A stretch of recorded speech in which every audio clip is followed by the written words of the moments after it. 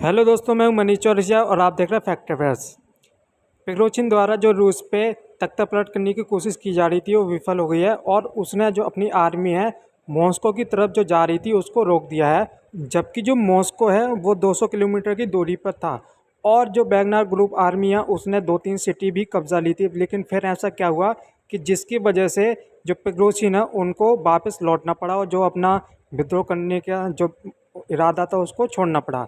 तो इसके पीछे पुतिन का हाथ है और उन्होंने एक मास्टरमाइंड चलाया जिसके चलते जो बेलारूस के राष्ट्रपति हैं एलेक्जेंडर लुकाशेंको और पुगरेचिन के बीच में शांति समझौता हुआ है, जिसके बाद उनको बेलारूस में रहने दिया जाएगा और वहाँ पर सुविधाएं दी जाएंगी, उनको अपनी जान का भी खतरा नहीं होगा और जो आर्मी है उसको कोई नुकसान नहीं होगा। ये सारी बातें रखी गई थी जब इन दोनों के बीच जो बातचीत हो रही थी। अब जो ये बेलारूस है वो रशिया का बहुत ही अच्छा पार्टनर है और करीबी है।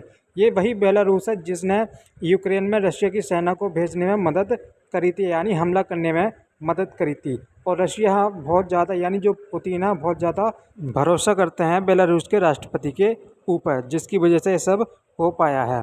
वहीं हम बात करते हैं कि जो रशिया है उन्होंने सबसे पहले बेलारूस को ही इस टेंशन के बारे में बात करी थी, यानी जो पुतिन ने सबसे पहले इन्हीं को बताया था। उसके बाद जो सेंट्रल एशिया की कंट्री है जैसे कजाकिस्तान, उज्बेकिस्तान, इनके साथ भी बातचीत की दी थी और उनको सिचुएशन के बारे में बताया गया था। और उसके बाद नॉर्थ कोरिया ने अपना पूरा सपोर्ट दिया था पुतिन को और उसने कहा कि अगर ज़रूरत पड़ी तो हम मॉस्को में अपनी सेना को भी भेजेंगे। माली और सेंट्रल अफ्रीकन रिपब्लिक ने भी कहा कि अगर ज़रूरत पड़ी तो हम जो अपना समर्थन है वो रशिया को देंगे और मदद करेंगे वैगनर आर्मी के साथ लड़ने में। ये भी बता दें कि जो माली और सेंट्रल अफ्रीकन रिपब्लिकन है वहाँ पे वैगनर ग्रुप की जो सेना है वो वहाँ पे है स्थित है। चेचन लड़ाके जो पहले यूक्रेन में लड़ रहे थे वो रशिया को प्रोटेक्ट करने के लिए आ गए थे। उसके बाद जब ये टेंशन ख़त्म हो गई तो दोबारा वो यूक्रेन की तरफ चले गए हैं लड़ने के लिए। वहीं पहले जो वैगनर ग्रुप है उसने 2 सिटी को कब्जा कर रखा था, रोस्तोव ऑन डॉन। वहाँ के मेयर ने कहा कि वैगनर आर्मी द्वारा वहाँ की जो सड़कें हैं उसको ख़राब किया गया है। मॉस्को ने वैगनर आर्मी को रोकने के लिए वहाँ की जो सड़कें हैं उसको बंद कर दिया गया था और ताकि जो वहाँ पे ब्लड शेड ना हो। और पिग्रोजिन का भी कहना था कि हम ये इसलिए हट रहे हैं ताकि जो मॉस्को है वहाँ पे जो खून है वो ना बहे, इसलिए जो हमारी सेना है वो ट्रूप्स उसको वापस हम भेज रहे हैं।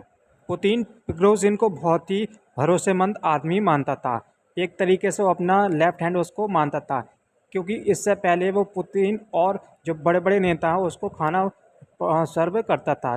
और उसके बाद जब पुतिन को भरोसा हो गया तो उसने अपनी फर्स्ट प्राइवेट आर्मी का चीफ भी उसको बना दिया। लेकिन जब उसका मन बदला तो उसने पुतिन को ही हटाना शुरू यानी सोचा कि पुतिन को ही हम हटा देंगे और रशिया में एक नया प्रेसिडेंट होगा। लेकिन पुतिन ने कहा कि जो अगर कोई भी उसका भरोसा तोड़ता है तो उसको सज़ा दी जाएगी। और उसने कहा कि जो पिग्रोचिन है उसने रशिया की पीठ में खंजर घोंपा है, इसलिए उसको छोड़ा नहीं जाएगा। उसने रशिया ने ये भी कहा कि वो सब कुछ माफ़ कर सकते हैं लेकिन विश्वासघात को माफ़ नहीं कर सकते हैं। इसलिए देखना होगा कि जो पिग्रोशिन है वो जब वहाँ पर जाएगा बेलारूस में जाएगा तो कितने दिन के लिए सेफ रह पाता है। हो सकता है वो अपने घर में ही सीढ़ियों से गिर कर मर जाए, तो ये कोई कह नहीं सकता कि वहाँ तक वो कितना सेफ है, क्योंकि रशिया जो है ये जो पुतिन है वो बदला लेने की कोशिश करेंगे ही करेंगे वहाँ पे। अब इस विद्रोह का कुछ लाभ यूक्रेन को मिला है। उसने ये दावा करा है कि यूक्रेन ने दोबारा कुछ सिटियों को या कुछ पार्ट को कैप्चर कर लिया जो पहले रूस द्वारा कैप्चर किया गया था। तो ये एक बोनस पॉइंट की तरह है यूक्रेन के लिए कि उसको इस स्थिति का फ़ायदा मिला और उसने कुछ अपने दोबारा जो क्षेत्र खो दिए थे उसको रिकैप्चर कर लिया है। अब हो सकता है कि जो व्लादिमीर पुतिन है अपने जो डिफेंस मिनिस्टर है उसको हटाने की कोशिश करें या फिर उसकी जो शक्तियाँ उसको कम कर दें, क्योंकि जो प्रिगोजिन है उसने आरोप लगाया था कि जो डिफेंस मिनिस्टर है उनकी ही वजह से ये जो यूक्रेन युद्ध हो रहा है वो है। और उसने ये भी दावा कर रहा था कि जो डिफेंस मिनिस्टर है उसको प्रॉपर तरीके से सप्लाई नहीं दे रहे हैं, चाहे वो आर्म्स की हो या फिर जो सैनिक है उसको फ्रंट वार पे नहीं भेज रहे हैं, उसमें देरी कर रहे हैं। तो हो सकता है रशिया कुछ ना कुछ एक्शन ले, या तो उसको हटा ही दें या फिर उसकी जो पावर है उसको मिनिमाइज़ कर दें। तो ये भी एक देखने वाली बात होगी कि रशिया क्या करता है। अगर रशिया में गृह युद्ध हो जाता तो उसका इफ़ेक्ट वर्ल्ड ऑर्डर पर क्या पड़ता है, क्योंकि वर्ल्ड में अभी जो रशिया है, रूस एक बड़ी पावर है और वो कहीं ना कहीं यूएसए को काउंटर पार्ट करता है और इंडिया का बहुत बड़ा कह सकते हैं सपोर्टर भी है, एलाई भी है, जिसकी वजह से इंडिया को भी फ़ायदा होता है। अगर रशिया में अस्थिरता हो जाती तो इंडिया पर भी उसका इफ़ेक्ट पड़ता और वर्ल्ड पर भी पड़ता, क्योंकि जो इंडिया है ऑयल के लिए, जो वेपन है उसके लिए रशिया पे डिपेंडेंट है, इसलिए इसलिए वो हमारे लिए भी इम्पोर्टेंट है।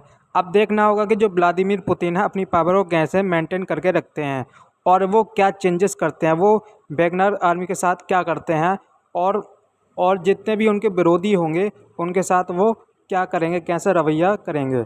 इस वीडियो में इतना ही, मिलते हैं आपको एक नई वीडियो के साथ। अगर आपको वीडियो अच्छी लगी है तो चैनल को सब्सक्राइब कीजिए ताकि इस प्रकार की वीडियो आपके लिए और भी लाएं। तो कीप सपोर्ट अस।